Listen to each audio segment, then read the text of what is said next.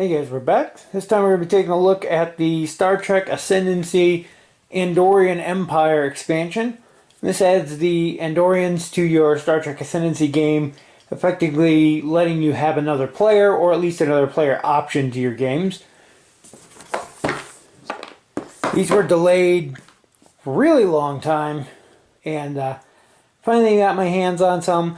Haven't played enough games with it yet to do a full overview of the race like I did with the other ones, but that's coming down the line.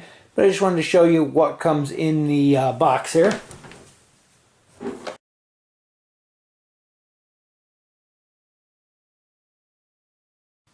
So to start off, we have our rules flyer. Not a lot of new rules for the Andorians. Goes over what comes in the box, how to add them to your normal game, their console here. They have their field testing ability here, which is kind of cool. It allows them to basically confiscate an enemy ship that you destroy in combat, and then you can use them later as research tokens. You can't hoard them, you have to use those first, but it gives you an extra way to pull in research by basically experimenting with your opponent's ships. And then their other ability is the Andorian Pride, which they basically love the fact, they take satisfaction in the fact that they have superior technology. So at the start of the turn, if you have higher shields or weapons than any other race, you get a +1 culture for each. So if you have both, you're going to get +2 culture. The downside to that is people are going to see you building up, and it's pretty easy for people to max out, especially at the end game. So early on, you could probably take advantage of this, but it's going to make an arms race, which is kind of entertaining, and that's pretty much what the Andorians do. Next, we have a section that talks about the Andorian fleets, and we'll get into that more detail when we look at the cards. And the last one here is a section on forming Andorian fleets. Andorians tend to be a little more selfish. They like to work on their own, and getting them to work together can be a little more difficult than other races.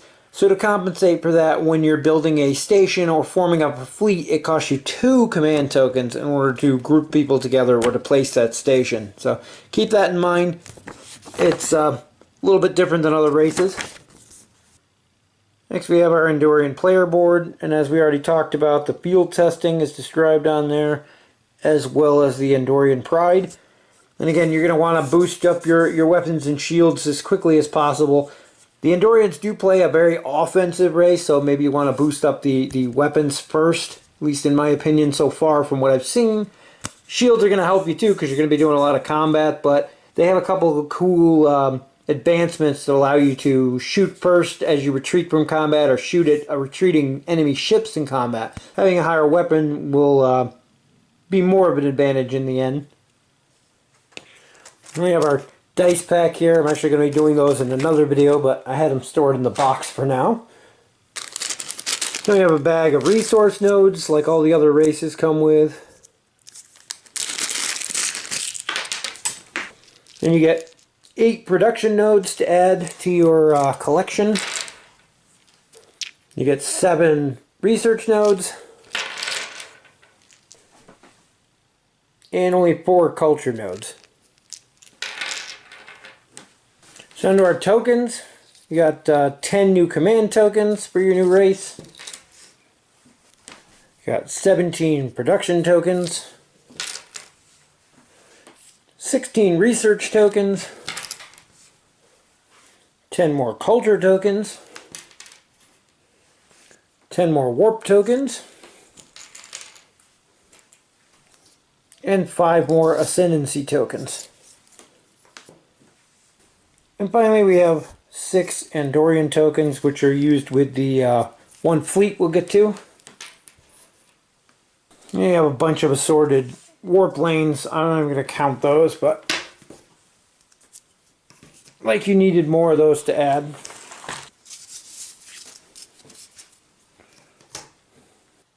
We have our really cool looking Andorian ships. I always love that design. You can see it a little better on the fleet ships. They're slightly bigger. Always been a fan of the Andorian ship design though. We have our Andorian space station tokens, which for some reason with all the faction tokens they use a Federation station, but they have the faction symbols on the other side. There are 3D resin models you can get for these to replace those, which I plan on doing, but they didn't have any when I bought this. Onto the cards, we have our trade agreements. These differ from some of the previous ones as we have a research trade agreement, a production, and then a 2 production. So instead of having the 3 production, there's a research one in there. Makes them a very interesting trade partner for certain races who really want to boost up their research quickly. We have a little phase card here, the build phase. Nothing's changed too terribly much in there. Stuff's all pretty standard. On the flip side, we have our command phase, and the only thing really different on here is that it takes 2 commands to commission a starbase or start a fleet. For our fleets, number 1 here is the reconnaissance fleet, and that's where those tokens come into play. If you're occupied or in a space lane adjacent to a rival-controlled system, you can exhaust a command to place one of the Andorian tokens in the system. You cannot place more tokens than you have Ascendancy, and you can remove them at any time so you can reuse them elsewhere if you run out. Basically, these tokens allow you to use various advancements to do different things. So it's kind of a 2-stage thing. You place the token, which is basically a spy satellite in orbit, and then you get different benefits based on the advancements that you've researched. And then this is a small fleet, only 3 ships in it. Fleet number 2 is a strike fleet. Ships in this fleet receive +1 to hit rolls against ships and nodes in the system marked with the token. Again, you place those tokens, you get bonuses for them. This is a 5-ship fleet. And our last one, number 3, is a command fleet. You can exhaust a command to switch the position of this fleet with any other Andorian fleet. This is an 8-ship fleet. You can use this one to kind of force your way into enemy territory, then swap its position with your reconnaissance fleet, put your token in orbit, and get the bonuses. There's a couple other uses for it too, but that's an entertaining combo I like. And then our flip side, all 3 are 9-ship fleets. Onto our advancements. The starting advancement you get I really love, and it's unflagging animosity. When enemy ships retreat from you in a space battle, you roll a die for each of their ships. On a 5 or a 6, it's destroyed. When you retreat, each retreating ship may also make an attack. This combos well with the whole boosting up your weapons thing for the Andorian Pride ability, where you get the extra culture for having the strongest weapons. You also get to make these extra attacks, which come in handy. We have Imperial Guard, which allows Andorian fleets in orbit of an Andorian-controlled system with a culture node to count as having +1 shields. We have Anar Dampening Field. I'm sure I'm pronouncing that wrong. During the initiative stage, you may issue a command and exhaust this card. Exhaust 1 command of all rivals whom you've made first contact. That one's been debated in the BGG forums. I'm not sure if it's supposed to be all or a rival. It says all rivals plural to me, so that seems pretty powerful. Next we have the Andorian War College. Your system's hegemony resistance is increased by 1. Andorian Art Academy. You may issue a command and exhaust this card to take a culture. It's a nice one if you're just in need of culture and you have extra commands laying around. Next we have Anar Navigators. And this is when your ship retreats from a space battle. They may enter a warp instead of their normal impulse retreat move. It's nice if you're basically outgunned and you're trying to run away anyway. From your starting advancement there, you get to take pot shots at them as you're running, and then you can go to warp so they can't immediately follow up and attack you again. Next we have Andorian Ale. Take 1 additional production for each rival trade agreement you hold. You must give 1 of these extra productions to a rival whose trade agreement you hold. So it lets you get a bunch of extra resources in at the cost of having to give 1 back to one of the people you hold an agreement with. Next we have Cerulean Warheads. In the first round of a space battle with one of your fleets, exhaust this card to destroy up to 3 enemy ships. That can be a very lethal one. depending on what you're fighting against, especially if you're fighting smaller fleets. You can force them to break up a fleet as soon as the combat begins in the first round by knocking out 3 of their ships. Next we have Engineering Corps, and when you spend a claimed enemy ship, which you get through the field testing ability, you get to build a ship for free. Doesn't specify where that ship has to go. I would assume it'd have to go in the same places as you normally build a ship, either on your home world or at one of your star bases. Next we have AI Tactical Analysis. In space battles, your opponent must reroll one of their hits each round. Comes in handy, especially if they get an extra hit in there you don't expect them to. You can make them reroll. They could possibly miss. Doesn't always work. They could also get another hit, so it's an interesting option though. I like making people reroll hits. Next we have Science Institute. You may discard any claimed rival advancement cards and claim half of the research required to finish that project rounded up. This comes in very handy if you get one of the specific advancements that you can't use, especially with the Balkans now. You can get ones that require an ambassador. If you don't have an ambassador, that advancement's useless to you. This gives you an option to basically get rid of it and get that research back. Next we have Andorian Legion. In planetary invasions of systems marked with an Andorian token, your ships may re-roll to hit rolls of 1. Again, making use of those tokens that we can put into play. Next we have Enforcer Clans. During your initiative stage, you may issue a command and exhaust this to take 1 command action. Next we have Mining Consortium. Your systems with 2 or more production nodes may produce 1 research token instead of 1 of the production. That comes in really handy, especially there's a lot of planets out there now with multiple production nodes. So now you're pulling research from a production node, which is nice. Next is Subspace Intercepts. When a rival takes research from a system marked with an Andorian token, you roll a die on a 4, 5, or 6, you get 1 instead. That one's pretty mean and can put a big bullseye on you, but there's nothing they can do to remove the tokens that I know, aside from making a verbal agreement with you and having you willingly pull them away. So you can put this on somebody if they only have 1 or 2 research. You stick it on there and it really hinders their ability to pull in research. There's a 50-50 chance every round that you're stealing that research from them. Next we have our exploration cards. And first one is an Andorian Confrontation. I think all the races have these now. And puts a Andorian ship into a system. If not, it just grabs the player to your right. Next we have Magnetic Flux Entity. Relocate up to 2 more of your ships to this system. You can pull them from just about anywhere. Next we have the Cosmic Cloud. Roll a die for each ship. Each one that gets higher than your Ascendancy is destroyed. Take a research for anyone that survives. That can be good, depending on how high your Ascendancy is. Early game, it's going to suck, though. Next, we have Subspace Rift. It's a level 4 hazard. Any ships that survive can swap their position with all ships in another sector which contains ships. This one's interesting because it does not say friendly ships. You can swap with anybody else who has ships in any sector and put them in this new one that you just discovered. Next we have Scorching Skies. This one remains in play, and it costs you 2 extra research to colonize this planet. Does not affect the Vulcans or Andorians, which is nice. Next we have Cytherian Probe. Your turn ends immediately if players have not taken their turn this round. You exchange your turn order card with a player of your choice, who takes their new turn immediately, and then start a new command phase if you have any unissued commands when your new turn position comes around.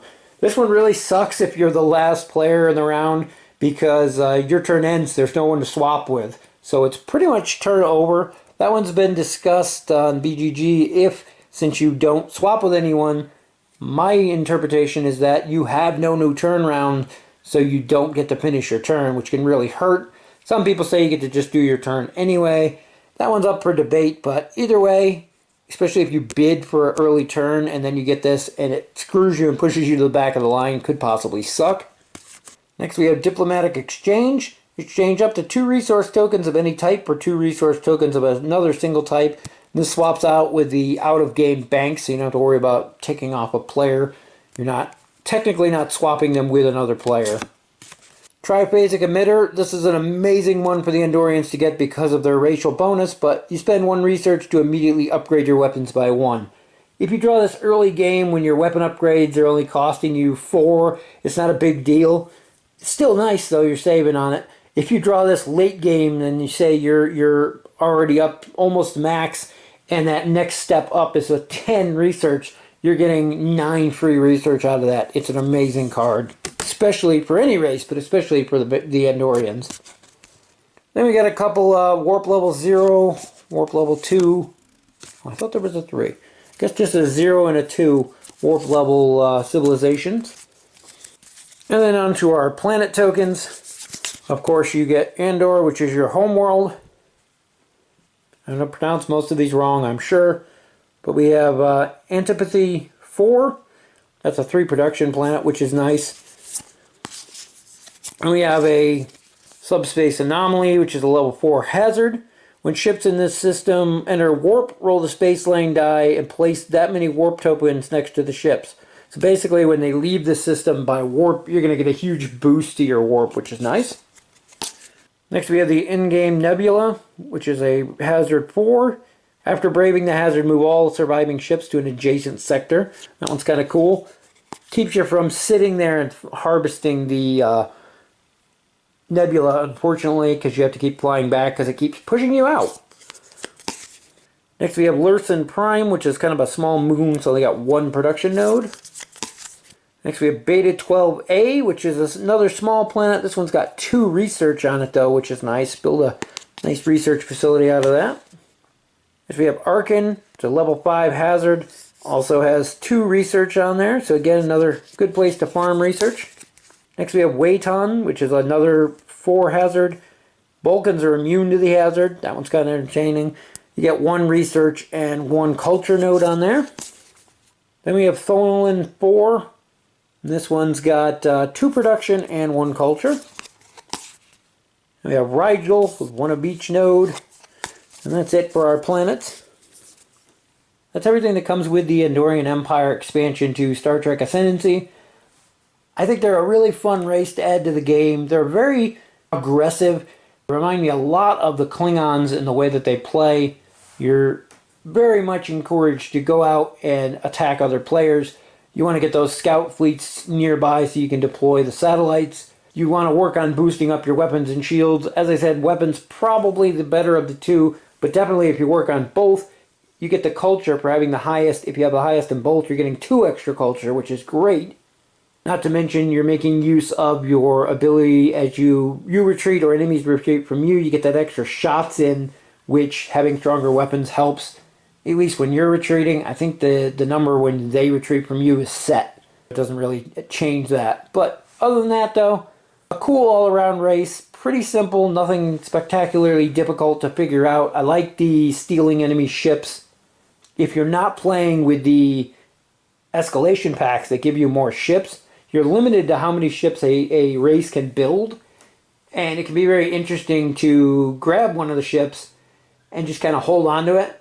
It's only 1 ship, you can't hoard them, but if you do want to spend anything on research, you have to spend the ships first, so you can't really hang on to them for a long time. But it's possible later in the game to get 1 of each player's ships and kind of have them decide to be like, I don't need to research anything, I'm pretty set, and short everybody a ship. It's not a huge thing, but it gets annoying and it's entertaining. Overall, I really like them. I enjoy the way they play, and I think they're going to beat out... I normally play Cardassians because I really like the race overall, but I think going forward, the Andorians are going to be my go-to race. They really fit my playstyle, and you don't have that annoying thing where you have to leave a ship behind to get production from planets. Anyway, that's going to wrap it up for our look at the Andorian expansion for Star Trek Ascendancy. As always, thank you guys for watching, and we'll see you in the next video.